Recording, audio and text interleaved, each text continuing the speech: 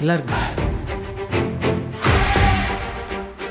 இந்த பைப்லைன் போட்டு கிட்டத்தட்ட 10 வருஷம் ஆகுது. யாருக்காக போட்டாங்க? எதுக்காக போட்டாங்க? நம்ம குப்பத்து மீனவ ஜனங்களுக்கு தண்ணி கொடுக்கறதுக்காக போட்டது. 2004 இதில் தண்ணி வர விடாமல் அரசாங்க அதிகாரிகளுக்கு 10 வருஷமாக பணத்தை கொடுத்து இந்த திட்டத்தையே தடுத்து நிறுத்தி வச்சுருக்கான். இப்போது இந்த பைப்லைன் யூஸ் பண்ணாமல் இருக்கிறதால பாலமுருகன் மூலமாக எடுத்த க்ரூட் ஆயிலை யாருக்கும் தெரியாமல் இதில் தான் பதுக்கி வச்சுருக்கான். இந்த பைப்லைன் மொத்தம் 9 கிலோமீட்டர் தூரம். இதில் 8 கிலோமீட்டர் பூமிக்கு அடியில் இருக்குது. மீதி 1 கிலோமீட்டர் தான் பூமிக்கு மேலே இந்த கிரிக்கெட் கிரவுண்டில் போகுது. ப்ரெஷர் வால்வும் அதில் தான் இருக்குது.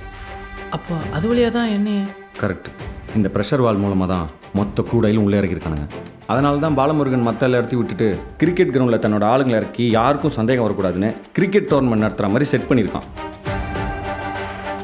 அவனுங்க டோர்னமெண்ட் நடத்துகிறானுங்க, அப்போ நாம ஆட்டத்தையே நாம தாண்டா ஆரம்பிக்க போகிறோம்.